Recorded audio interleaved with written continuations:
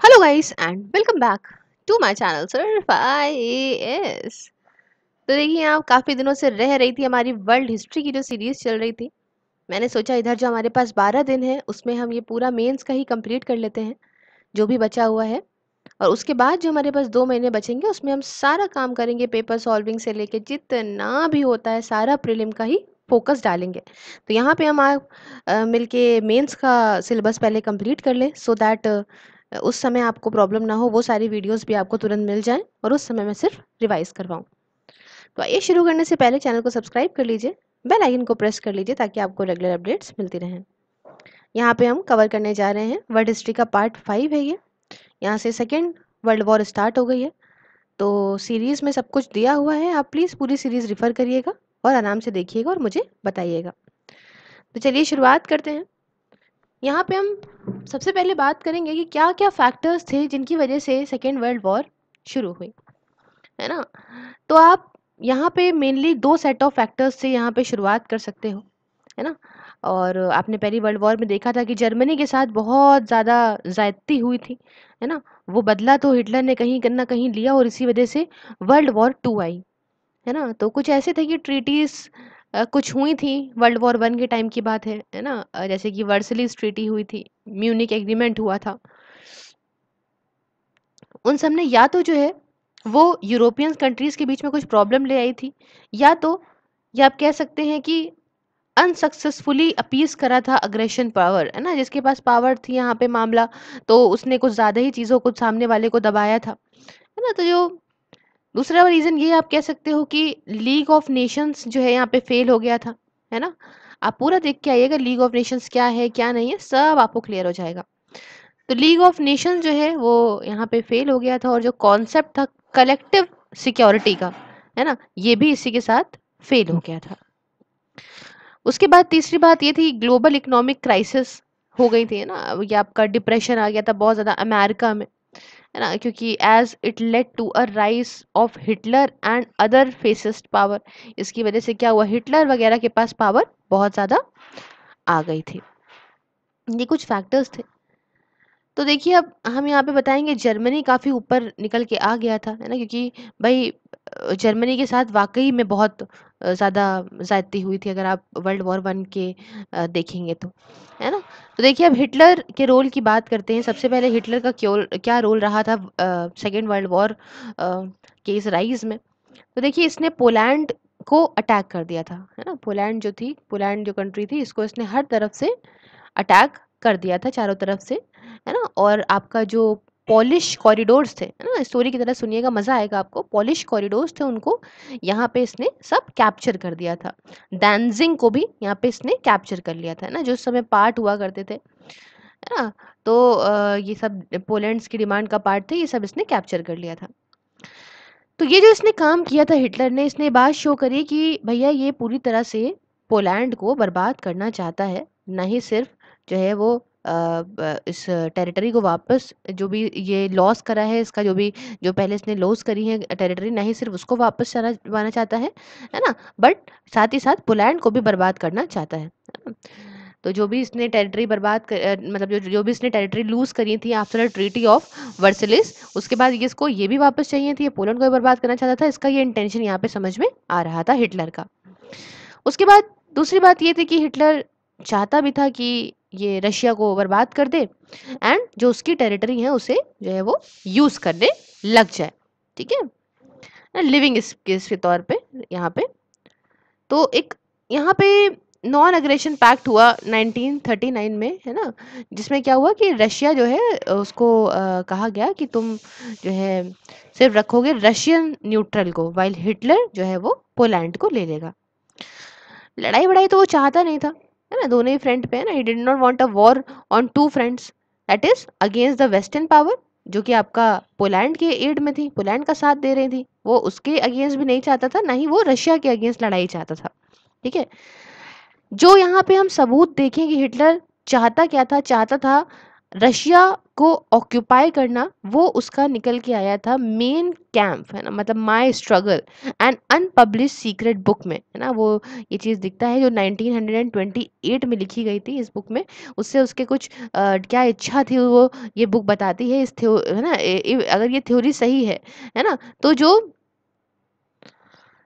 तो आप मतलब ऐसा आप ब्लेम नहीं कर सकते हो कि उसने बहुत सारी चीज़ें जो है बहुत डिमांड कर ली। आप ये कह सकते हो यहाँ पे कि जो सिर्फ हिटलर जो ये जो इतनी बड़ी बड़ी डिमांड्स कर रहा था, वो सिर्फ अपना जो अचीवमेंट था उसको इजी करना चाहता था, है ना। तो जर्मन के जो लोग थे उनको भी आप ब्लेम नहीं कर सकते हो। और जो रिस्पॉन्सिबिलिटी है वर्ल्ड वॉर 2 की, ये सिर्फ और सिर्फ आप हिटलर के ऊपर लाई कर सकते हो, जर्मन के इंसान को ब्लेम नहीं करोगे अगर आप इस थ्योरी के साथ भी चलते हो। तब भी लेकिन ये बात कही जा सकती है ना, एक जनरल ओपिनियन पे बेस करके कई सारे स्कॉलर्स की, कि जो हिटलर है उसे आप ब्लेम नहीं करोगे वर्ल्ड वॉर 2 के लिए, है ना। कुछ लोग ये भी कहते हैं ये सिर्फ और सिर्फ चाहता था कि एक लोकल लेवल पे वॉर हो जाए।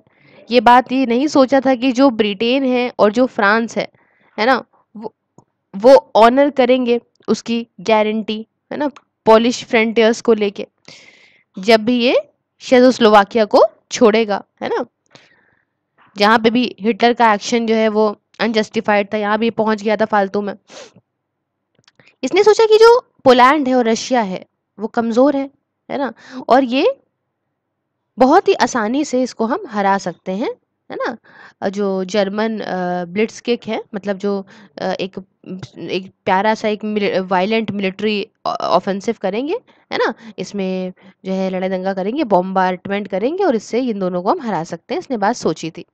साथ ही साथ ये भी आर्ग्यू करा जाता है कि जो हिटलर है ये अपॉर्चुनिस्ट था, है ना, और आगे बढ़ा, है ना, और मतलब ये अपॉर्चुनिटी का फायदा उठाता था और ये आगे बढ़ा, है ना, with the occupation of Czechoslovakia. ठीक है, इसमें कि जो है वो सुदेंतलैंड नहीं था, 1939 में हुआ। सिर्फ इसलिए ये आगे बढ़ा क्योंकि यहाँ पे इसको अपॉर्चुनिटी दिखी कि भैया देखो यहाँ पे लॉ अच्छा नहीं चल रहा है, सिचुएशन अच्छी नहीं है, क्योंकि डिमांड है यहाँ पे सेमी इंडिपेंडेंस की स्लोवाकिया के द्वारा, है ना। स्लोवाकिया यहाँ पे चाह रहा था कि हमको सेमी इंडिपेंडेंस दिखे, तो इस वजह से मतलब सेमी इंडिपेंडेंस मिले, तो इस वजह से क्या हुआ कि हिटलर को बात लगी यहाँ पे लॉ एंड ऑर्डर की कमी भी है, यहाँ पे वीकनेस भी है, तो हम इसको ये पा सकते हैं। उसके बाद हम नेक्स्ट अगर बात करें ये अपीजर्स का क्या रोल रहा, है ना। तो देखिए जो अपीजर्स थे उन्होंने अपना ब्लेम इक्वली शेयर करा हिटलर के साथ में।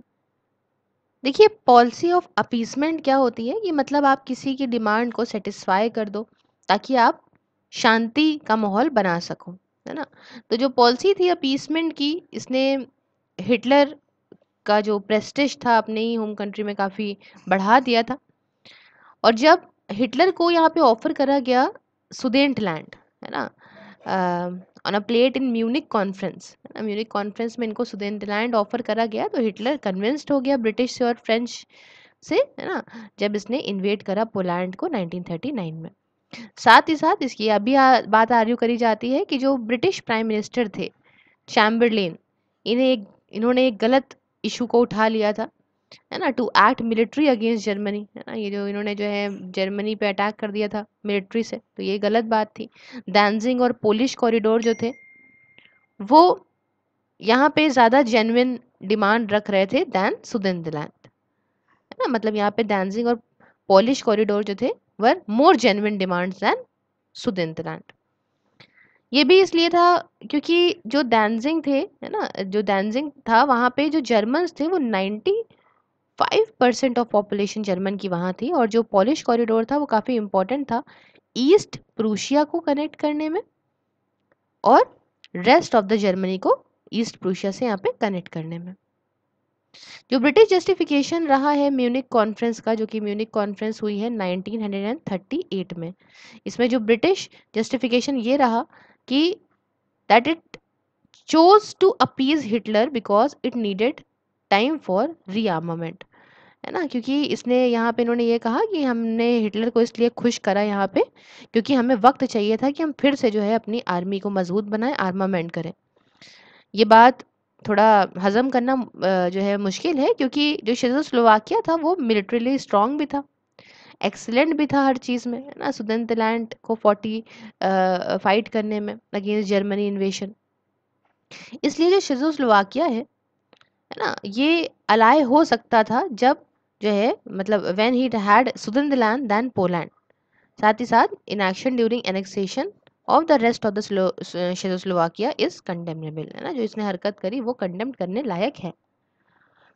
उसके बाद फिर बात करेंगे ट्रीटी ऑफ वर्सलीज के बारे में और जर्मन के लोगों के बारे में। तो यहाँ पे देखिए आर्ग्यू ये करा जाता है कि बिना किसी सपोर्ट के जर्मन के लोगों का हिटलर इतना ऊपर बढ़ गया, है ना, ये पॉसिबल हो ही नहीं सकता था, है ना। हिटलर जो है कोई भी ऐसा कुछ पावर नहीं पा सकता था, rather he came to power through democratic process of election. कैसे पाया है वो, है ना, डेमोक्रेटिक प्रोसेस से पाया, तो मतलब जर्मन के लोगों का तो ऑब्वियस सी बात है सपोर्ट रहा ही होगा। नाजी पार्टी की तरफ बढ़ा, है ना, that fought elections and one a good number of seat. ये आप कह सकते हो कि जो हिटलर था उसने वो सारी बातें कही जो जर्मन चाहते थे सुनना, है ना। इनका जो प्रोपोगंडा था ट्रीटी ऑफ वर्सलीज के अगेंस्ट, ये कैपिटलाइज था on the anger among German against the humanitarian the treaty bought, है ना। इनका जो जो जो ट्रीटी ऑफ वर्सलीज के अगेंस्ट जो एजेंडा शुरू हुआ था, तो यही था कि भाई जर्मन जो थे ना वो अगेंस्ट थे, जो भी ट्रीटी लेकर आई थी गलत चीज़ें लग रही थी जर्मन्स को अपने लिए, इसलिए उन्होंने हिटलर को इतना रेस करा क्योंकि वो ये बात समझ रहे थे कि हमारी जो चीज़ें हैं वो हिटलर ही पूरी कर सकता है। जर्मन के जो लोग थे उन्होंने हिटलर के एक्शंस को पूरी तरह अप्रूव करा, कहा तुम सही कर रहे हो, है ना। बट ये बात आप कह सकते हो कि पब्लिक रिस्पॉन्सिबल थी हिटलर को राइज करने में, है ना। ये आप ब्लेम नहीं कर सकते हो एट्रोसिटीज के लिए जो हिटलर ने करी। ऑब्वियस सी बात है जब पब्लिक ही जो है हिटलर के साथ है, हिटलर को इतना बढ़ा रही है, तो हिटलर ने एट्रोसिटीज करी तो आप अकेले हिटलर को ब्लेम नहीं कर सकते हो। यहाँ पे डिपार्टमेंट था, डिपार्टमेंट ऑफ प्रोपोगंडा, जो कॉन्टिन्यूसली जो है वो लोगों का जर्मन्स का दिमाग बिल्कुल ब्रेन वॉश कर रहा था, है ना। उन्हें एक ऐसे व्यूज दे रहा था जो एंटी सेम्टिक हो, है ना। जो स्कूल करिकुलम था वो चेंज हो रहा था उसी हिसाब से, है ना, बच्चों को भी वही चीज़ें पढ़ाई जा रही थी। हिटलर ने पब्लिक का जो फोबिया था कम्युनिज्म की तरफ, उसे बहुत बढ़िया हिट करा और मैनिपुलेट करा उनको अपने फेवर में। और जो कमज़ोर पॉलिटिशियन थे ना हिटलर के राइज होने से पहले, जो काम करते थे सेल्फ इंटरेस्ट के लिए, जो खड़े नहीं होते थे हिटलर के अगेंस्ट, है ना, इनको भी ब्लेम कर दिया गया। इनको भी आप ब्लेम करेंगे। तो जर्मन कैपिटलिस्ट थे, उन्होंने भी काफ़ी पैसा वैसा दिया नाजी पार्टी को, है ना, क्योंकि इसने लॉ एंड ऑर्डर को वापस लेकर आया था। लोग हो गए, बिजनेसमैन हो गए जिन्होंने हिटलर को सपोर्ट करा, क्योंकि ये यहाँ पे क्या था, बिकॉज ये अश्योर कर रहा था कि जो ऑर्डर स्टेबिलिटी है ना, और ये सारा का सारा ये काफ़ी हिटलर का काफ़ी अच्छा रोल रहा चीज़ों में। उसके बाद यहाँ पे हम बात करेंगे non aggression pact between USSR and Germany. क्या नॉन अग्रेशन पैक्ट हुआ यूएसएसआर और जर्मनी के बीच में? तो यह बात आप आर्ग्यू कर सकते हो दैट यूएसएसआर ने वर्ल्ड वॉर करी, है ना, कैसे आप साइन करके एक नॉन अग्रेशन पैक्ट को, है ना, मतलब वर्ल्ड वॉर को इनएविटेबल बना दिया। मतलब समझिए, मतलब फिर समझिए कि ये बात आर्ग्यू करने वाली है कि जो यूएसएसआर था, जो आज का रशिया है, उसने वर्ल्ड वॉर वन को शर्तिया बना दिया कि होनी ही है। कैसे? एक नॉन अग्रेशन पैक्ट साइन करा 1939 में जर्मनी के साथ में, है ना। हैड दिस नॉट हैपन, अगर ये ना हुआ होता तो जर्मन अग्रेशन जो है प्रोबेबली जो है वो इतना ना होता। एक्टिविटीज़ जो थी, है ना, जो हुई by Comintern in India and कुछ दूसरी ब्रिटिश कॉलोनीज के द्वारा, ये भी रिस्पॉन्सिबल हैं इसके डिस्ट्रस्ट के लिए। अपने डिफेंस में जो रशियन स्कॉलर्स थे वो आर्ग्यू ये बात कहते हैं कि रशिया जानता था कि ये अटैक करेगा फ्यूचर में, है ना, तो इसको पैक्ट की तो काफ़ी ज़रूरत थी कि भैया हम डिफेंस कैसे करेंगे अगर हम फ्यूचर में अटैक कर दिए गए तो। उसके बाद कुछ डिस्ट्रस्ट रहा between USSR and would be allied powers, है ना। मतलब ये जो ये भी एक रीज़न है कि जो कंजर्वेटिव्स थे फ्रांस में और ब्रिटेन में, है ना, ये ज़्यादा सस्पिशियस थे, were more suspicious of communist in USSR than the Nazis, है ना, ज़्यादा शक करते थे कम्युनिस्ट पे यूएसएसआर के, नाजीज से ज़्यादा। और जो राइट विंग के थे फ्रांस में, वो सिंपथी इनकी बहुत थी, इनको सिंपथी बहुत थी हिटलर को लेके, है ना, and in all of his achievements. जो कंजर्वेटिव्स थे फ्रांस के, है ना, इन्होंने जो है वो प्रिवेंट करा कि भैया क्लॉज जो है मिलिट्री कॉपरेशन को लेके अग्रीमेंट में ये ना हो, है ना, ये ना, ये क्लॉज ना डाला जाए, जो कि अग्रीमेंट साइन हो रहा है between the France and the USSR, जो कि 1935 में साइन हुआ था। अगर मिलिट्री अलायंस हुई दोनों के बीच में, है ना, if the military alliance between the two had materialised, अगर ये मटेरियलाइज्ड हो जाएगी मिलिट्री अलायंस, तो जर्मनी जो है ये डिफीट कर देगा इन द लोकलाइज्ड वॉर, है ना, Germany would have been defeated, मतलब अगर अगर ऐसा हो जाएगा तो जर्मनी को डिफीट कर सकते हैं लोकलाइज्ड वॉर में, है ना, ईस्टर्न यूरोप में, या फिर जो है इसको हम लोग रिस्क भी वॉर का ख़त्म कर सकते हैं। तो अगर हम अब समरी की बात करें, क्या इवेंट्स रहे वर्ल्ड वॉर टू के टाइम के, है ना, तो कुछ कई सारे इवेंट्स रहे, जैसे कि देखिए फ्रेज वन में क्या रहा था, सबसे पहले हम बात करेंगे यहाँ पे ओपनिंग मूव्स की। ठीक है, ओपनिंग मूव्स क्या रहे आपके, सितंबर 1939 से लेकर दिसंबर 1940 तक के लिए चले। जर्मनी और रशिया ने यहाँ पे ऑक्यूपाई कर लिया पोलैंड को। रशिया ने इस्टोनिया जो एक कंट्री है उसे यहाँ पे उसको भी इन्वेट करा, लाटविया को इन्वेट करा, लिथुनिया को करा, और फिनलैंड को भी जो है वो इन्वेट कर लिया। फिर फोनी वॉर, मतलब जर्मनी ने यहाँ पे नॉर्वे और डेनमार्क को भी यहाँ पे ले लिया, है ना, और होलैंड, बेल्जियम, फ्रांस, ये सब इन्वेट कर दिए गए जर्मनी के द्वारा। उसके बाद बैटल ऑफ ब्रिटेन लड़ी गई जर्मन और ब्रिटिश एयरफोर्स के बीच में, और मसूलिनी ने यहाँ पे इन्वेट करा इजिप्ट और ग्रीस को। फिर आया सेकेंड फेज। सेकेंड फेज में यहाँ पे इंक्रीज हुआ एक्सिस ऑफेंसिव में। तो देखिए रशिया को इन्वेट करा गया जर्मनी के द्वारा 1941 में। पर्ल हार्बर को बॉम्ब करा गया, इसमें बॉम्ब फेंके गए जापानीज एयरफोर्स के द्वारा, है ना, leading to the entry of USA into world war two, है ना, इससे क्या हुआ कि वर्ल्ड वॉर टू में यूएसए की भी एंट्री इसके साथ हो गई। जापानीज का ऑक्यूपेशन हुआ कई सारे इंपॉर्टेंट एरियाज में साउथ ईस्ट एशिया की, है ना, जो कि आए थे कंट्रोल, मतलब it had under its control Philippines, Burma, Malay and Singapore. Germany और जापान जो है वो नहीं रुक रहे थे, वाइल इटली जो है वो कम थोड़ा सक्सेसफुल रहा। उसके बाद आया फेज थ्री। तो इसमें क्या हुआ, तीन इंपॉर्टेंट डिफीट्स हुई एक्सेस पावर की, जैसे कि यूएसए को डिफीट करा गया जापान के द्वारा बैटल ऑफ मिडवे आइलैंड में। फिर जर्मनी ने अटैक करा इजिप्ट को कि ताकि हेल्प करा जाए, to help a struggling Italy, जो इटली स्ट्रगल कर रहा था उसको हेल्प करने के लिए, नहीं sorry, Germany attack Egypt to help a struggling Italy. जल्द ही जर्मनी जो है ये बाहर निकाल दिया गया नॉर्थ अफ्रीका से ब्रिटेन और न्यूजीलैंड के द्वारा। उसके बाद रशिया में बात करें तो जर्मन फोर्सेस ने यहाँ पे रिएक्ट करा, है ना, 1942 तक, बट स्ट्रगल कर रहे थे अगेंस्ट द हार्श विंटर, है ना। ये बैटल जो थी, बैटल ऑफ स्टेलिंगार्ड, आपको देखा हो बहुत ही पॉपुलर बैटल रही है स्टेलिंगार्ड की, ये हार गए थे ये, है ना, कि बहुत हार्श विंटर वहाँ पे पड़ गई थी। जो दोनों ही साइड थी वो इंगेज थी, है ना, बॉम्बार्डमेंट कर ही रही थी, बम फेंक रही थी एक दूसरे की सिटीज में, है ना। और यूएसए और ब्रिटेन की बात करें तो ये जर्मन सबमरीन मिनेंस को यहाँ पे कर्ब कर पाए थे।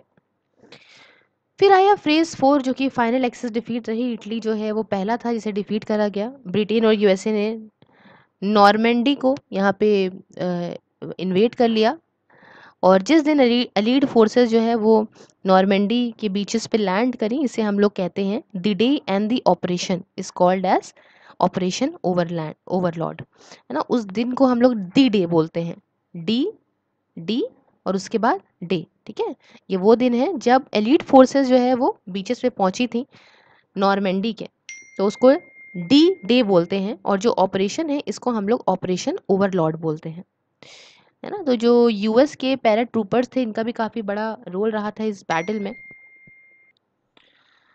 जो यूएस था उसने एयर ड्रॉप करा अपने टैंक्स को बैटल फील्ड में। बैटल की वजह से क्या हुआ कि फ्रांस को यहाँ आज़ादी मिल गई, और जल्द ही बेल्जियम और होलैंड जो थे वो भी आज़ाद हो गए जर्मनी के कंट्रोल से। एलीज जो थे उन्होंने राइन रिवर को क्रॉस करा जर्मनी में। रशिया ने जो क्या है जर्मनी को बाहर निकाल दिया जब ये जीता बैटल ऑफ स्टेलिंगार्ड 1942 में। और उसके बाद इसने जर्मनी को इन्वेड भी करा पोलैंड के रास्ते से होते हुए। ठीक है, ये बर्लिन में पहुंच गया यूएस और ब्रिटेन से पहले।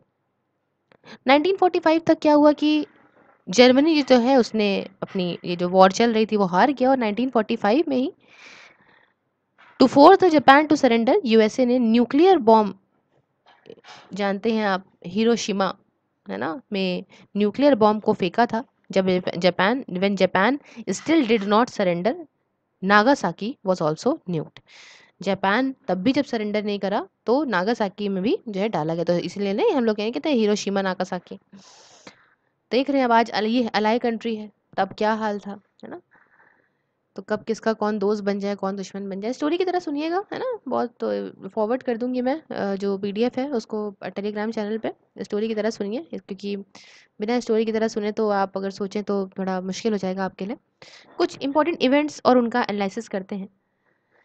तो देखिए क्यों जर्मनी जो है वो सक्सेसफुल रहा है अपनी वॉर की स्टार्टिंग में। तो देखिए जर्मनी काफ़ी सक्सेसफुल रहा था स्टार्टिंग में, है ना। आई एम सॉरी, क्यों जर्मनी जो है काफ़ी सक्सेसफुल रहा वॉर की स्टार्टिंग में, है ना।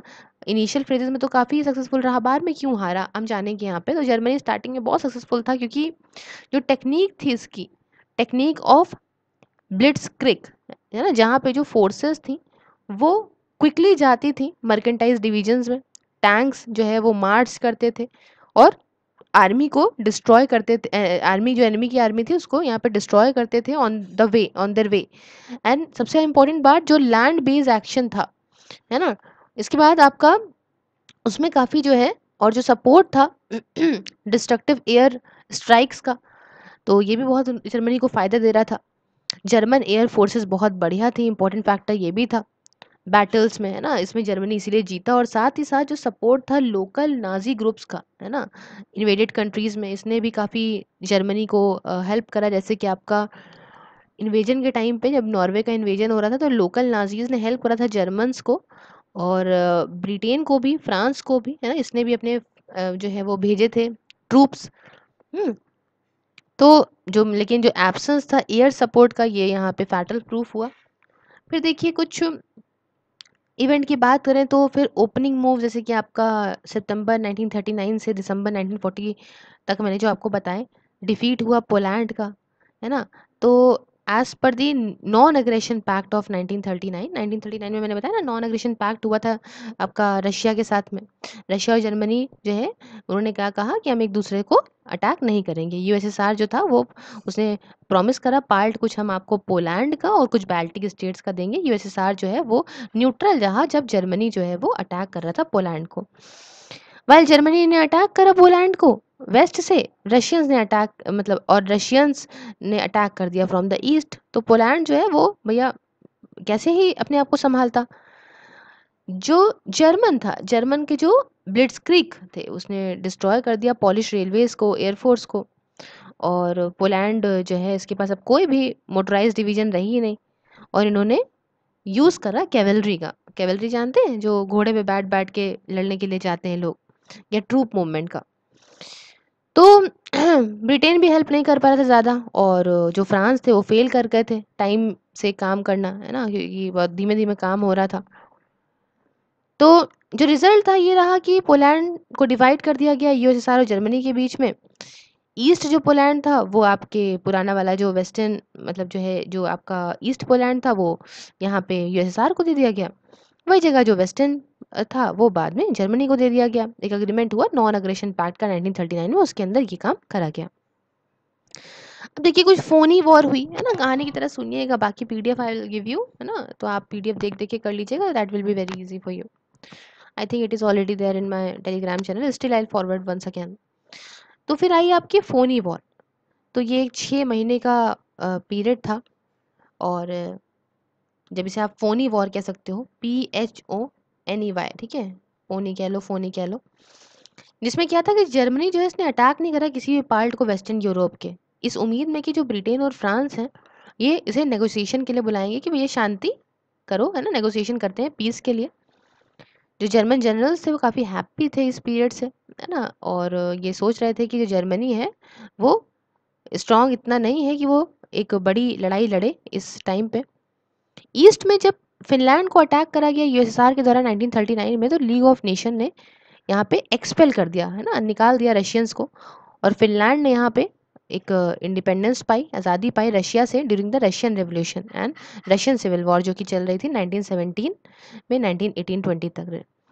रशिया जो है वो ऑक्यूपाई नहीं कर पाया पूरे फिनलैंड को, बट फोर्स हो कर गया था कि ये कुछ बड़ा पार्ट जो उसकी टेरिटरी का है वो इसे दे दे। सिर्फ वो सारी एरिया जो कि लिए गए थे फिनलैंड से, ये यहाँ पे जो कि रशियन को हेल्प करेंगे।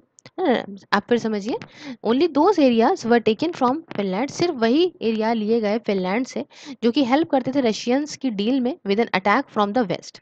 तो 1940 में बात क्या हुई कि रशिया ने इन्वेड और ऑक्यूपाई कर लिया था यहाँ पे बाल्टिक सीट्स को, जो बाल्टिक स्टेट जो थे आपके एस्टोनिया के, उनको यहाँ पे इसने ऑक्यूपाई कर लिया था।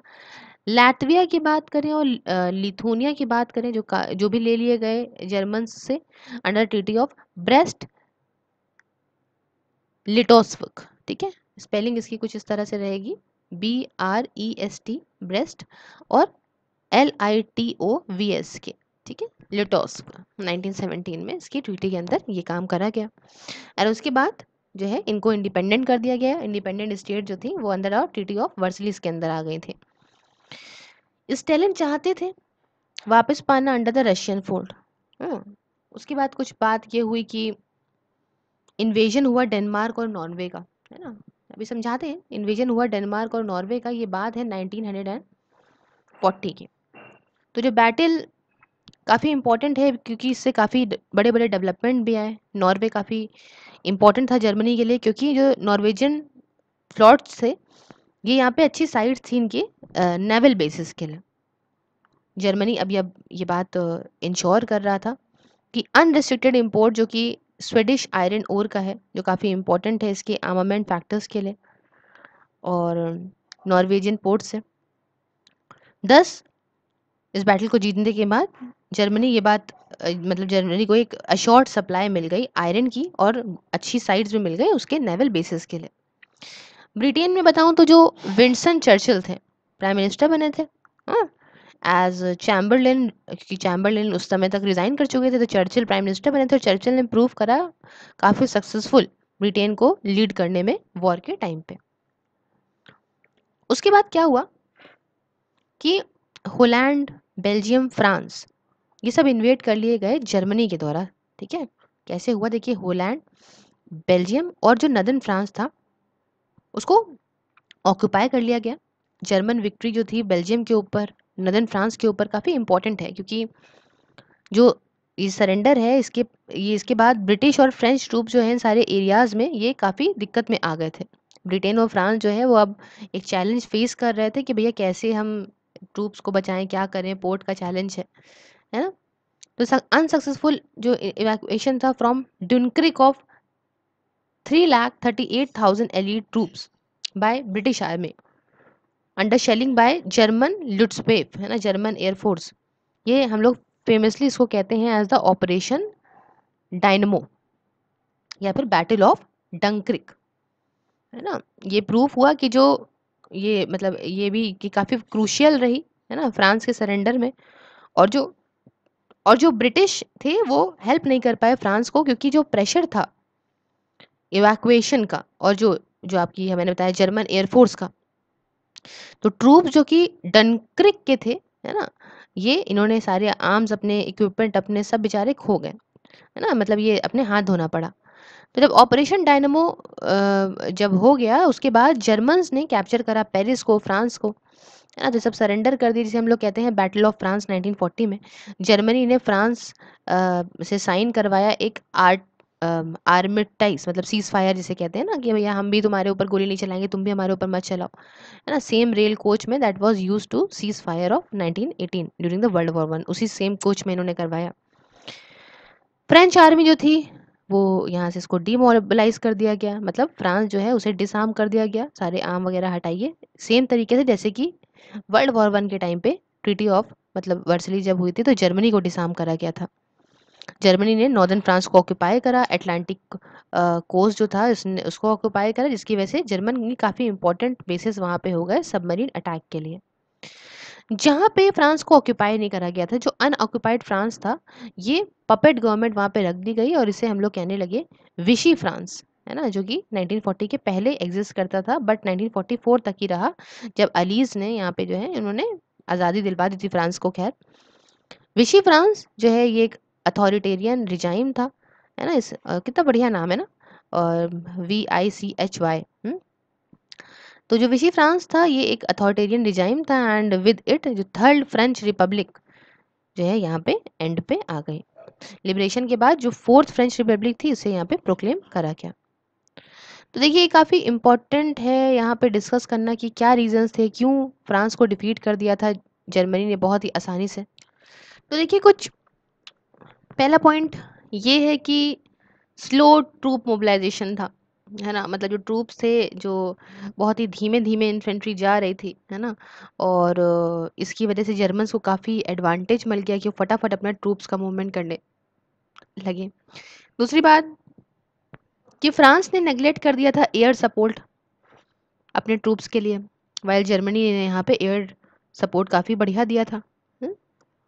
और अगर एक बहुत इंपॉर्टेंट बात करें, फर्स्ट वर्ल्ड वॉर में क्या हुआ था कि जर्मनी जो है वो बैटल दो फ्रंट से लड़ रहा था साइमल्टेनियसली, जैसे कि रशिया के अगेंस्ट भी लड़ रहा था ईस्ट से और फ्रांस के अगेंस्ट लड़ रहा था वेस्ट से। लेकिन हिटलर का दिमाग जो था नॉन अग्रेशन पैक्ट वाला रशिया के साथ में जो 1939 में हुआ था, इसकी वजह से क्या हो गया कि सिंगल फ्रंट से वो लड़ने लगा, अब सिर्फ फ्रांस से लड़ रहा था, है ना, तो रशिया तो था नहीं, तो ये भी उसको फायदा मिला। फिर एक बात आई यहाँ पे, कुछ इवेंट एक रहा बैटल ऑफ ब्रिटेन का, है ना, अभी तो हम यही डिस्कस कर रहे हैं, तो अभी हम बैटल ऑफ ब्रिटेन के बारे में बताएं जो कि 1940 में हुई थी। तो ये लड़ी गई थी एयर में, जो कि जर्मन के एयरफोर्स और आपका रॉयल एयरफोर्स ब्रिटेन के बीच में लड़ी गई थी, काफ़ी क्रूशियल रही थी, टर्निंग पॉइंट था ये, क्योंकि ये इससे क्या हुआ था, ये पहली डिफीट हुई थी यहाँ पे जर्मनी की। हालांकि ब्रिटेन को काफ़ी लॉस हुआ था अपने इंफ्रास्ट्रक्चर में, सिटीज़ वगैरह में, लेकिन जर्मनी जो है वो हरा नहीं पाया था, है ना। उसके बाद एक आया था कुछ बहुत फेमस है, Mussolini's invasion of Egypt and Greece, है ना, ये आप प्लीज़ पहले से पढ़ के आइएगा, सारे पार्ट मैंने डाल दिए हैं उसमें, सब आपको क्लियर हो जाएगा। तो Mussolini's invasion of Egypt and Greece 1940 की बात है ये, कि लिबिया इटली की कॉलोनी हुआ करता था, इटली ने अटैक करा था इजिप्ट को लिबिया से, और ग्रीस को अटैक करा गया था अल्बानिया के द्वारा, है ना, जो कि उस समय इटालियन ऑक्यूपेशन के अंदर था 1939 से ही। ये इवेंट काफ़ी क्रूशियल रहा क्योंकि इसकी वजह से काफ़ी बड़ा लॉस हुआ इटली को, आर्म्स में, वेसल्स में, टैंक्स में, सोल्जर्स में। ब्रिटेन ने इटली को पीछे कर दिया इजिप्ट से एंड ग्रीस जो है वो सक्सेसफुली कैप्चर कर पाया अल्बानिया को। एक दूसरा इंपॉर्टेंट पॉइंट ये है कि हिटलर ने अपने ट्रूप्स वगैरह भेजे, है ना, ताकि ये जो है वो इटली को मतलब in the aid of Italy after defeat, जब इटली जब हारा तो उसकी एड में इन्होंने कुछ ट्रूप्स भेजे। ये सारे ट्रूप जो हैं वो अच्छे से जो है वो यूज़ हो सकते थे, है ना, जर्मन में यूज़ ऑपरेशन में कहीं और जर्मनी यूज़ कर सकता था, बस इसने इटली को दे दिए। तो मसूलिनीज जो है उन्हें स्टार्ट करा, ये आप कह सकते हैं एम्बैरसमेंट रहा हिटलर के लिए। उसके बाद हम यहाँ पे बात करते हैं एक्सेस ऑफेंसिव वाइडेंस, है ना, ये क्या है, 1941 से 1942 तक के लिए नॉर्थ अफ्रीका और ग्रीस की बात करें तो हिटलर ने अपने फोर्सेस भेजे थे इटली को हेल्प करने के लिए, जैसे कि मैंने आपको बताया। जर्मन फोर्सेस जो थी उन्होंने ब्रिटिश को बाहर निकाल दिया था लिबिया से, और पार्शली इजिप्ट से भी, है ना, इन्होंने ग्रीस को भी इन्वेट कर दिया और फोर्स्ड आउट करा ब्रिटिश ट्रूप्स को। अब यूगोस्लाविया की बात करें और ग्रीस की बात करें तो इनको अटैक कर दिया गया था जर्मनी के द्वारा साइमल्टेनियसली। अफेक्ट जो जर्मन विक्ट्री का ये रहा कि यहाँ पे कमी देखने को मिली एलिस के मोराल में, है ना, क्योंकि इनको काफ़ी बड़ा लॉस झेलने को मिला था। ये प्रूफ ये भी हुआ कि ये आप कह सकते हैं कि ये ब्लेसिंग इन डिस्ग्राइज फॉर एलिस, है ना, बिकॉज की वजह से इसने जर्मन का अटैक डिले हो गया था रशिया के ऊपर, as Hitler had to get involve in aid of Italy, क्योंकि भाई हिटलर यहाँ पे इटली को एड करने में लगा था, तो इसने देरी कर दी थी रशिया को अटैक करने में। उसके बाद एक आया था इसी में ही ऑपरेशन बारबा ऑपरेशन बारबारोसा 1941 में, है ना। यहाँ पे क्या हुआ कि जर्मनी ने रशिया को इन्वेट करा, है ना, क्योंकि इसने क्या करा था, नॉन एग्रेशन पैक्ट था 1939 वाला, उसने इसको ब्रेक कर दिया और रशिया को इन्वेट करा, है ना। और क्या कहते हैं, इसने ऐसा क्यों करा, इसके रीजंस हैं, जैसे कि जर्मनी ये उम्मीद रखता था कि जापानीज अटैक करेंगे रशियंस को साइमल्टेनियसली, है ना, फार ईस्ट से, और इसको फटाफट जो है वो जीत जाएंगे, है ना, डिफीट हो जाएगी इसकी। हेट्रेड थी कम्युनिकेशन की, इसकी वजह से ऐसा हुआ। एक रीज़न ये भी है कि जर्मनी चाहता था कि ये रशियंस को जो है वो कैच करे, रशियन सॉफ्ट कार्ड। तो ये सारे रीजंस रहे। अब देखिए यहाँ पे क्या हुआ कि जर्मनी आर्मी काफ़ी जो है वो देखिए रीज़न अभी हम आपको बताते हैं, बहुत ही बढ़िया है, इंटरेस्टिंग है, समझिएगा। जर्मनी ने अटैक करा नॉर्थ से, साउथ से और सेंटर से, और ये लेनिनग्राड की तरफ बढ़ा, यूक्रेन की तरफ और मॉस्को की तरफ बढ़ा। ठीक है, इसने किसका यूज़ करा था, ब्लिट्जक्रिग टैक्टिक का। इसमें आपका क्या था कि भैया रैपिड अटैक करने हैं, एयरप्लेन से अटैक कर रहा था, टैंक से अटैक कर रहा था, मेन से अटैक कर रहा था, समझिएगा, बहुत इंटरेस्टिंग है। अब जर्मन हाईली सक्सेसफुल तो रहे, स्टार्टिंग में तो बड़ा जीत रहे थे, है ना, क्योंकि उस समय रशियन आर्मी जो थी वो इनएक्सपीरियंस थी। स्टालिन पर जो हुआ 1937 का, इसकी वजह से इनएक्सपीरियंस जो नए नए ऑफिसर्स थे वो सब रिप्लेस करने लगे एक्सपीरियंस जनरल को, है ना, और धीमे धीमे मोबिलाइजेशन प्रोसीजर जो था वो भी एक रीज़न कह सकते हो। बट जर्मनी यहाँ पे मॉस्को को कैप्चर नहीं कर पाया, और लेनिनग्राड, जिसे हम लोग इस समय सेंट पीटर्सबर्ग कहते हैं ना, सेंट पीटर्सबर्ग, ठीक है, तो इसको भी ये कैप्चर नहीं कर पाया 1941 में। ठीक है, यहाँ पे क्यों, रीज़न क्या था, क्योंकि यहाँ पे बहुत झमाझम बारिश होने लग गई अक्टूबर में, है ना, और रशिया की जो रोड्स थी उसमें मिट्टी मिट्टी आ गई, मड आ गई पूरी, है ना। एंड उसके बाद जो है वो नवंबर में क्या हुआ, नवंबर में यहाँ पे एकदम फ्रॉस्ट, मतलब आपकी बर्फ जमने लग गई। दिसंबर में टेम्परेचर माइनस में चला गया, -38 डिग्री तक चला गया था। तो अब कैसे ही जर्मन आगे मार्च करते, जर्मन के पास कपड़े भी नहीं थे इतने अच्छे, है ना। तो यहाँ पे आप समझ रहे हैं, तो ये दिक्कत आ गई थी। 1942 में जर्मन जो है बैटल ऑफ स्टेलिनग्राड में जो है वो यहाँ पे लूज कर गया था, हार गया था। उसके बाद एक बात और हुई कि ये भी पॉइंट था कुछ कि यूएस जो है वॉर के अंदर आ गया था। 2 पॉइंट तो हमने डिस्कस कर लिए, इसके तीसरा क्या था कि यूएस भी वॉर में आ गया था। 1941 दिसंबर में जापान ने अटैक करा पर्ल हार्बर को, है ना। इस अटैक के साथ क्या हुआ कि यूएस ने यहाँ पे जो पॉलिसी थी आइसोलेशन की, उसे यहाँ पे इसने ब्रेक करा, एंड करा, और इसने एलीज की साइड को ज्वाइन कर लिया, मतलब बड़ी बड़ी पावर्स थी। हालांकि अपने लैंड सीज एक्ट के माध्यम से जो यूनाइटेड स्टेट्स ऑफ अमेरिका था ऑलरेडी एलिस को सपोर्ट तो कर रहा था फाइनेंशियली, है ना, वॉर मटेरियल वगैरह भी दे रहा था रशिया को।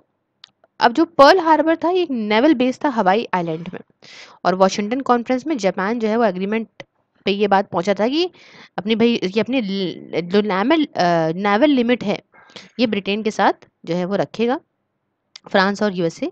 और यहाँ पे जो 1930 में इसने फिर से रीइंटरेट करा अपनी कमिटमेंट को नेवल लिमिट को लेके, बट जल्द ही इसने इसको ब्रीच कर दिया, तोड़ दिया, है ना, और वॉशिंगटन कॉन्फ्रेंस को भी, इसकी प्लेज को भी तोड़ दिया। इसने भी एग्री करा कि ये एक न्यूट्रलिटी रखेगा चाइना की तरफ, वॉशिंगटन कॉन्फ्रेंस में इसने कहा था। बट 1931 में इसने मैनचूरिया को भी इन्वेट कर लिया। 1937 तक जापान जो है उसने शुरू कर दिया फुल इन्वेजन चाइना का, एंड ये सेकेंड सीनो जापानीज वॉर जो हुई थी ये भी सेकेंड वर्ल्ड वॉर में मर्ज हो गई। रीजन क्या है, जापानी ने अटैक क्यों करा पर्ल हार्बर को, आइए जानते हैं। जापान देखिए यहाँ पे चाहता था कि वो डोमिनेशन रखे ग्रेटर ईस्ट एशिया को प्रॉस्पेरिटी स्फेयर पे। ये एक ऐसे बताऊं मैं आपको तो ये काफ़ी इंपॉर्टेंट कॉन्सेप्ट है ना, और ये सारे एशियन नेशंस पे इम्प्लाई भी होता है, ईस्ट एशिया के under the empire of Japan and free of western power, ऐसे समझाते हैं आपको। कि देखिए जापान चाहता था कि जो रॉ मटेरियल है ना, जापान को चाहिए थे रॉ मटेरियल, और इस वजह से वो ये चाह रहा था कि जो ब्रिटिश पोजेशंस हैं मल्या के और बर्मा के, जो जहाँ पे बहुत बढ़िया मात्रा में आपको रबर मिलता है, ऑयल मिलता है, टिन मिलता है, वो उसको मिल जाए। ये चाहता था कि जो ये कॉलोनाइज कर ले डच ईस्ट इंडिया कंपनी को, जो कि यहाँ पे बहुत बढ़िया ऑयल इसके पास है, तो जापान को मिल जाएगा। अब वॉर को रोका नहीं जा सकता था क्योंकि जो अग्रेसिव जनरल टोजो थे ये इस समय प्राइम मिनिस्टर जापान के बन गए थे।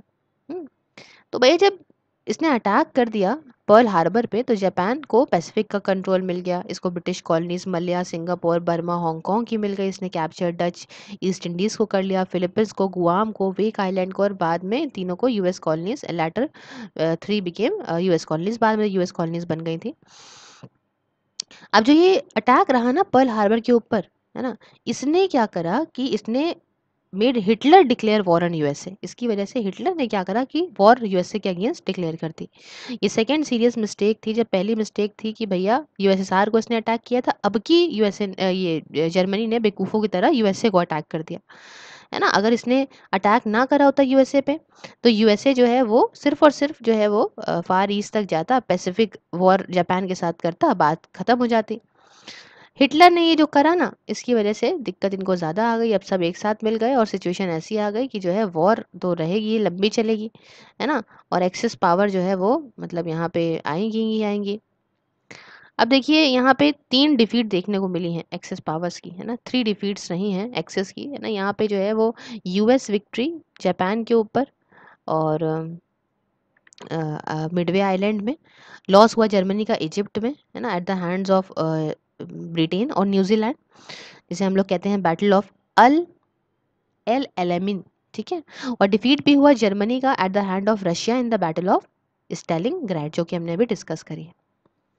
फिर बीच में आई थी एक बैटल ऑफ मिडवे। क्या आई थी? बैटल ऑफ मिडवे, बीच का रास्ता, है ना। तो ये एक टर्निंग पॉइंट रहा था। इस बैटल में यूएस ने बॉम्बर कर दिया था, डिस्ट्रॉय कर दिया था जापानीज एयरक्राफ्ट को, ना, ऑलमोस्ट इम्पॉसिबल हो गया था इनके लिए जीतना। और इस बैटल के बाद यूएस ने यहाँ पे स्टार्ट करा था, जिसे हम लोग कहते हैं आइलैंड हॉपिंग, जहाँ पे 1942 से 44 के बीच में इसने फिर से जीत लिया था जापान में, और पैसिफिक आइलैंड्स को एक एक साथ via strategy of aerial bombing of island, है ना, जिसके बाद ग्राउंड असॉल्ट हुए उनके ऊपर। या तो यूएस बहुत पावरफुल निकल के आ गया था। फिर इजिप्ट की भी डिफीट हुई थी, बैटल ऑफ, जैसे मैंने बताया आपको, एल एलामिन में अक्टूबर 1942 में।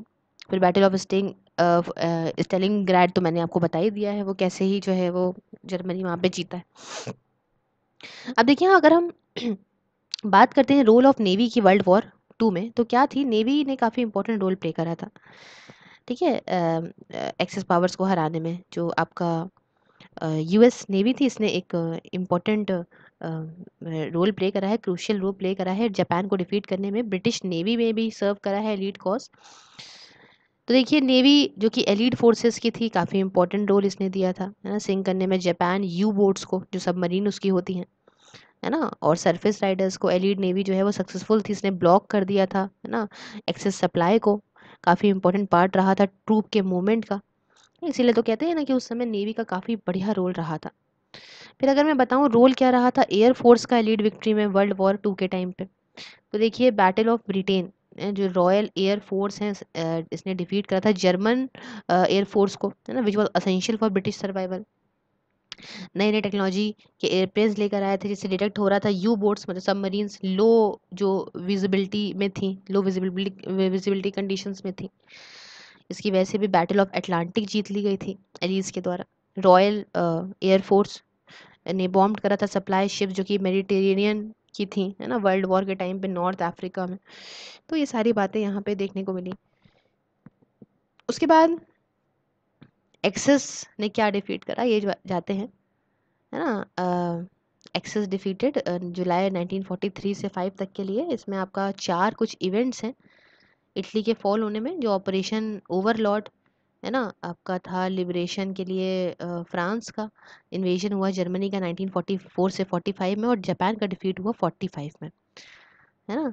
तो क्या है क्या नहीं है जानते हैं। इटली का फॉल हुआ 1943 में, है ना। ये हुआ जब quickly after US and the British troop were air dropped in Sicily.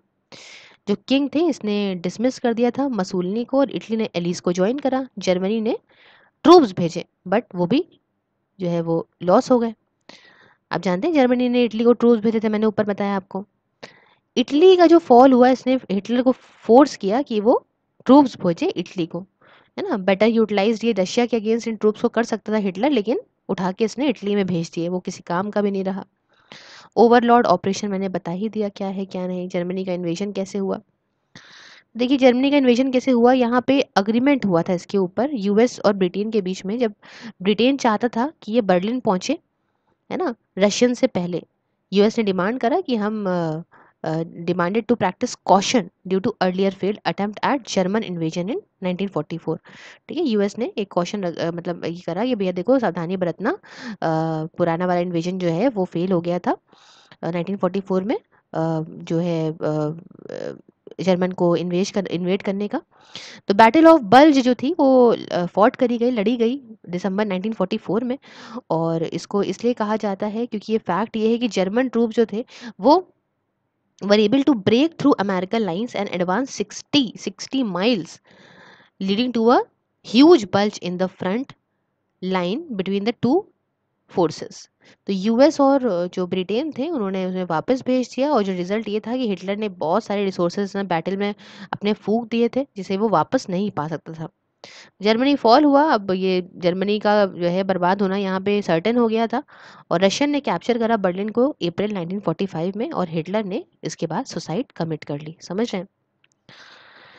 फिर डिफीट ऑफ जापान भी हुई, जैसे कि न्यूक्लियर बॉम्ब को यूज़ करा गया जापान में, है ना, क्योंकि यूएस चाहता था कि वॉर वगैरह ख़त्म हो जाए जितनी जल्दी हो, है ना, and so that Russia could not make further territorial gain in the Pacific, ताकि रशिया जो है और ज़्यादा फ़ायदा ना ले सके पैसिफिक ओशन में। यूएसएसआर ने प्रॉमिस करा कि वो एलिस को ज्वाइन करेंगे इन्वेड करने में जापान को, बट यूएस ऐसा नहीं चाहता था, है ना, कि रशिया जो है उसमें फ़ायदा पाए जापान की टेरिटरी में, है ना। तो ये भी एक व्यू था कि यूएस चाहता था कि वो डरा के रखे यूएसएसआर को अपनी पावर दिखाने से, है ना, एक नया बॉम्ब के माध्यम से, और चाहता था इस्टेब्लिश करना खुद को मिलिट्री सुपर पावर के तौर पे। अब हम यहाँ पे अगर एक टॉपिक लेकर आए कि क्यों एक्सेस पावर ने लॉस कर दिया वर्ल्ड वॉर टू को, तो एक कुछ पॉइंट डिस्कस करते हैं। एक्सेस पावर ने देखिए बहुत सारे फ्रंट्स खोल दिए थे, सेम टाइम पे बहुत सारे फ्रंट्स खोले थे, है ना। रॉ मटेरियल की कमी थी, इटली और जापान डिपेंडेंट थे इम्पोर्ट से, है ना। इवन जर्मनी जो है उसके पास भी ज़्यादा रबर, कॉटन और आपका ऑयल नहीं था। एक्सेस की सक्सेस डिपेंड करती थी क्विक विक्ट्रीज पे, है ना, जो उनको मिली नहीं, है ना। और एलीट जल्दी जाने इम्पोर्टेंस कि भैया क्या है एयर पावर की, एयरक्राफ्ट की, तो उन्होंने उसका यूज़ करा, जो कि दिक्कत दे गया इन लोगों को एक्सेस पावर्स को, है ना। ऐसे बहुत सारे और रीजंस हैं। इम्पैक्ट क्या रहा वर्ल्ड वॉर टू का अगर मैं आपको बताऊं, तो देखिए डिस्ट्रक्शन बहुत बड़ी मात्रा में। हिटलर देखिए उसने मतलब क्या ही करा, मैं आपको बताऊं कि करीब 40 मिलियन लोगों को मार दिया गया था, है ना। हाफ ऑफ द रशियंस थे, ज़्यादातर लोग जो थे उनको अपने घरों से उठा के बाहर फेंक दिया। जर्मन इंडस्ट्रियल एरियाज और सिटीज़ जो है पूरी तरह से बर्बाद हो गए। सिमिलरली सिटीज़ जो कि फ्रांस में थे, वेस्ट रशिया में थे, उनको भी बहुत एयर स्ट्राइक्स हुई, बहुत बर्बाद हो गए, है ना। और हिटलर जो है इंगेज था एक सिस्टमैटिक एग्जीक्यूशन में, करीब इसने 6 मिलियन जूस को जो है एग्जीक्यूट करा सर्टन कैंप्स में। और न्यूक्लियर बॉम्ब ड्रॉप करेगा हिरोशिमा नागासाकी में, आप जानते हैं इससे बहुत सारे जापानीज बेचारे कुछ डिसेबल हो गए, कुछ मर गए, है ना। हेल्थ पे तो सालों साल तक इसका अफेक्ट भी रहा है, आप जानते हैं। उसके बाद इसी का एक और इम्पैक्ट रहा, पीस सेटलमेंट आया, है ना। कई सारे सेपरेट ट्रीटीज साइन हुए। इटली ने अपने अफ्रीकन कॉलोनीज को खो दिया, उसके साथ अल्बानिया, इथोपिया सबको खो दिया। यूएसएसआर ने भी लिया एक ईस्ट चेकोस्लोवाकिया को, कुछ पार्ट्स ऑफ फिनलैंड को, है ना। एंड फ्री नहीं कर पाया battle of states of Estonia से, लैटविया और लिथुनिया से, है ना, जो कि कैप्चर हुए 1939 में। थ्रिस्टी जो है वो आया आपका यूनाइटेड नेशंस एडमिनिस्ट्रेशन के अंदर। जापान ने सरेंडर करी सारी ही टेरिटरीज, है ना, पास्ट 90 ईयर्स की, और कम्प्लीटली चाइना से विड्रॉ कर लिया। ये यूएसएसआर ने रिफ्यूज़ कर दिया कोई भी सेटलमेंट जर्मनी के ऊपर, ऑस्ट्रिया के ऊपर, एक्सेप्ट जो कि इनके ऑक्यूपेशन के अंदर था, एलीट ट्रूप्स के अंदर। वाइल ईस्ट प्रूशिया जो था, है ना, ये डिवाइड हो गया बिटवीन पोलैंड एंड रशिया के बीच में। फिर इसका एक इम्पैक्ट ये भी रहा माइग्रेशन। तो कई सारे जो जर्मन्स थे वो जर्मनी माइग्रेटेड चले गए, जर्मनी चले गए, है ना, अपने होम से, allied in allied occupied areas. समझिए, many Germans migrate to Germany from their homes in allied occupied areas outside Germany, है ना। They were done to ensure that no future German government claim this territory. इसलिए भगा दिया गया था इनको, ताकि कोई भी फ्यूचर गवर्नमेंट ये ना कहे कि भैया ये टेरिटरी मेरी है, यहाँ जर्मन रहते हैं। फिर न्यूक्लियराइजेशन हुआ वर्ल्ड वॉर टू की वजह से, न्यूक्लियर वेपन्स जो है वो प्रोडक्शन होने लगा उसका। उसके बाद balance of power, Europeans domination रहा वर्ल्ड, में जो था वो एंड हो गया, वर्ल्ड वॉर 2, और बैलेंस हुआ, पावर का शिफ्ट हो गया in favour of USSR and US. आप जानते हैं दो बहुत बड़ी पावर निकल के आई थी। थर्ड वर्ल्ड कॉन्सेप्ट, ये थर्ड वर्ल्ड कॉन्सेप्ट इमर्ज होके आया। थर्ड वर्ल्ड का मतलब होता है ना, to be non aligned to any of the two world powers. In 1973 की बात है। लीडर्स जो इंडिपेंडेंट स्टेट के थे वो निकल के आए जब जो है वॉर ने ये एल्जियर्स को मतलब जो समझिए, फिर समझिए कि in 1973 the leaders of the independent state that emerge after the war gathered at Algiers and declare themself the third world ना। इन सब ने मिलकर अपने आप को थर्ड वर्ल्ड डिक्लेयर कर दिया। थर्ड वर्ल्ड जो सस्पिशियस था दोनों ही, कम्युनिज्म को भी और कैपिटलिज्म को भी। फिर डीकोलोनाइजेशन हुआ, है ना। ये तो आप जानते ही हैं डीकोलोनाइजेशन क्या होता है ना। कई सारे जो डिफीट हुआ है यूरोपियन पावर्स का, इसकी वजह से बहुत सारी कॉलोनीज को डीकोलोनाइज करा गया। यूनाइटेड ऐसे अगर मैं आपको क्लियर करके बताऊं तो डिफीट जो यूरोपियन पावर्स का हुआ at the hand of Japan, है ना, इसने डिसाइड डिक्रीज कर दिया है प्रेस्टिज अपॉन विच उनकी कॉलोनीज पे रूल करते थे कि अरे हम ही हम हैं। कई सारे पुराने जो यूरोपियन कॉलोनीज थी, है ना, जो कि जापानीज रूल के अंदर आती थी वॉर के टाइम पे, इसने भी राइज देखा, नेशनलिस्ट स्ट्रगल बहुत ज़्यादा बढ़ने लगे। फिर यूनाइटेड नेशंस की बात करें तो इसको स्टैब्लिश करा गया 1945 में, आज तक चल रहा है, जिसने वर्ल्ड पीस को मेंटेन करने के लिए था, और ये लीग ऑफ नेशन से भी बहुत अच्छा था। राइट को प्रोटेक्ट करने के इंडिविजुअल के और सोशियो इकोनॉमिक डेवलपमेंट के लिए पूरे वर्ल्ड में ये आने लगा। अब देखिए कई सारे स्कूल्स हैं आपके, socio different socio economic systems हैं। तो सोशियो इकोनॉमिक सिस्टम्स के बारे में डिस्कस करते हैं। तो देखिए कुछ टर्म्स हैं जैसे कि कैपिटलिज्म, सोशलिज्म। आज आप जानते हैं हमारी मिक्स्ड इकोनॉमी है जहाँ पे कैपिटलिज्म भी है, सोशलिज्म भी है, सरकार भी है, प्राइवेट लोग भी हैं, है ना, कम्युनलिज्म, है ना। ये सारे टर्म की बात करते हैं। जो कई कई different different socio economic systems हैं, जैसे कैपिटलिज्म बताएं तो ऐसे सिस्टम होता है ना, system of organising the state and society, जो कि बेस्ड होती है प्रिंसिपल पे कि यहाँ पे प्राइवेट ओनरशिप हो। हम क्या कहते हैं, कैपिटल मार्केट, प्राइवेट ओनरशिप हो, प्राइवेट ही चलाई जाए, है ना, कंट्री की वेल्थ प्राइवेट लोग देखें और वही रन करें अपनी मर्जी के हिसाब से चीज़ों को, है ना। तो इनका ये मानना होता है कि प्रॉफिट के चक्कर में वो अच्छी से अच्छी फैसिलिटीज़ देंगे, इनोवेशन लेकर आएंगे। उसके बाद एक होता है कम्युनिज्म। कम्युनिज्म में क्या होता है, इकोनॉमिक सिस्टम होता है जो ओनरशिप होती है प्रॉपर्टी की बाय अ कम्युनिटी, है ना। एंड गोल क्या होता है कि सोशल इक्विटी लाना। और कम्युनिटी सिस्टम जो होता है स्टेट को ऑर्गेनाइज करना का, या सोसाइटी जो बेस्ड होती है वो होती है, पहले जो कार्ल मैक्स थे उनकी यहाँ पे आइडियाज़ पे बेस्ड है, जहाँ पे तीन चीज़ों को जो है इंपॉर्टेंस दी जाती है।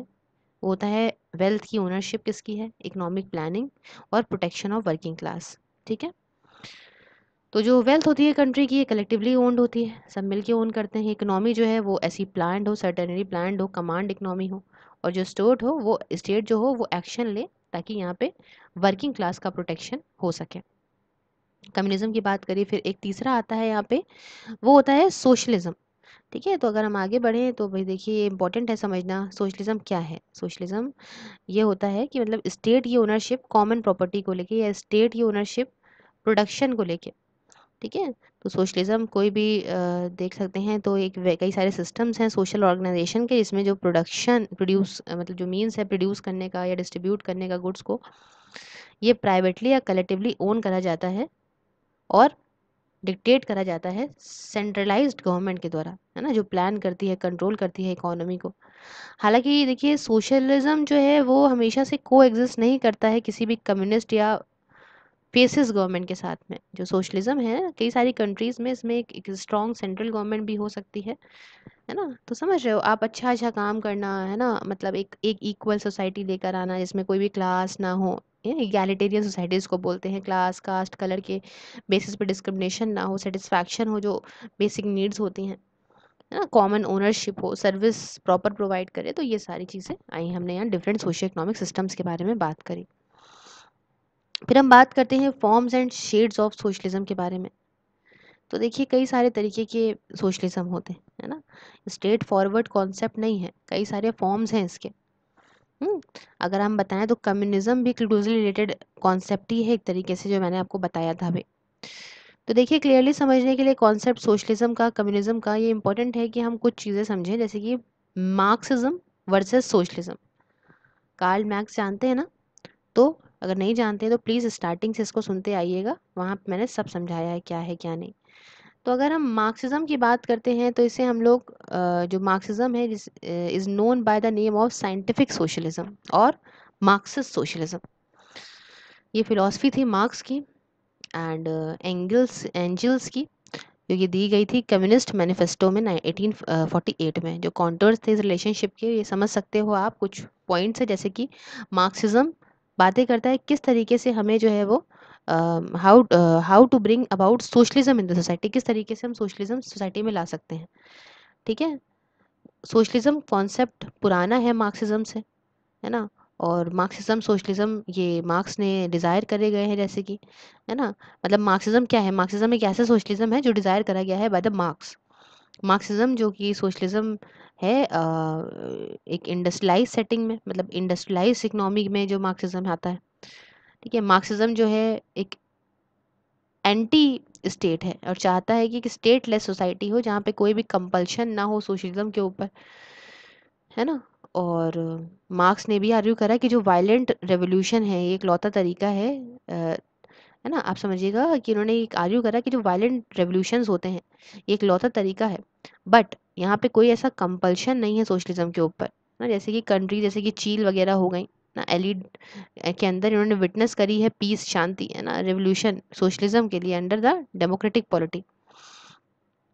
एंड्स की बात करें तो जो एम है सोशलिज्म के काफ़ी ब्रॉडर है नेचर में। जो वर्जन है सोशलिज्म का, इसका एम हो सकता है कि ज़्यादातर जो है मतलब ये डिक्रीज करना चाहे डोमिनेशन कैपिटलिस्ट सिस्टम का, वाइल मार्क्सिज्म का एम होता है कि हमें कंप्लीट एनिलेशन चाहिए कैपिटलिज्म से, मतलब कैपिटलिज्म खत्म ही करो। ठीक है, उसके बाद हम कुछ बात करेंगे मार्क्सिस्ट सोशलिज्म की बात करें, फिर हम फेबियन सोशलिज्म की बात करें तो एक दूसरा फॉर्म है सोशलिज्म का। इसमें क्या है कि जो टर्म है फेबियन सोशलिज्म, ये आप कह सकते हो ये जब फेबियन सोसाइटी बनी थी ना 1883 में, तब से निकाला गया, ये ब्रिटेन की थी। Fabian society revolution to bring about socialism. यहाँ पे दो चीज़ें हैं जो इम्पोर्टेंट हैं, पहली कि सोशलिज्म लाना है, दूसरा इवोल्यूशन लाना है। ठीक है, उसके बाद democratic socialism and social democracy क्या है, यहाँ दो एक रियली इंपॉर्टेंट टर्म है सोशलिज्म से रिलेटेड है, जो ओरिजिन है इन सारे दोनों टर्मों का, ये आप कह सकते हो कि रिफॉर्मिस्ट और रिवोल्यूशनरी साइंटिस्ट के बीच का जो स्प्लिट है उसमें है, सेकेंड इंटरनेशनल के टाइम की। अभी के स्टूडेंट्स के लिए आप समझ सकते हो सेकेंड इंटरनेशनल एक ऐसा ऑर्गेनाइजेशन है सोशलिस्ट और लेबर पार्टीज़ का पूरे ही वर्ल्ड में, जहाँ पे जो रिफॉर्म्स हैं, है ना, इनको रिफ़र करा गया है एज एन सोशल डेमोक्रेट्स। जो मेन इशू है इस डिबेट का डेमोक्रेटिक सोशलिज्म का, ये है democratic versus authoritarian socialism. While जो मेन थ्रस्ट है, जो मेन इंपॉर्टेंस है यहाँ पे जो है सोशल डेमोक्रेसी की, ये है रिफॉर्मिस्ट नॉन वायलेंट मीन्स को लेके, रेवोल्यूशनरी वायलेंट मीन्स के अगेंस्ट, है ना, ताकि सोशलिस्ट ऑर्डर पा सके। तो डेमोक्रेटिक सोशलिज्म मैंने आपको बताया कि इसका सोशलिज्म जो है आपका अगेंस्ट होता है ये स्टेट सोशलिज्म के, है ना।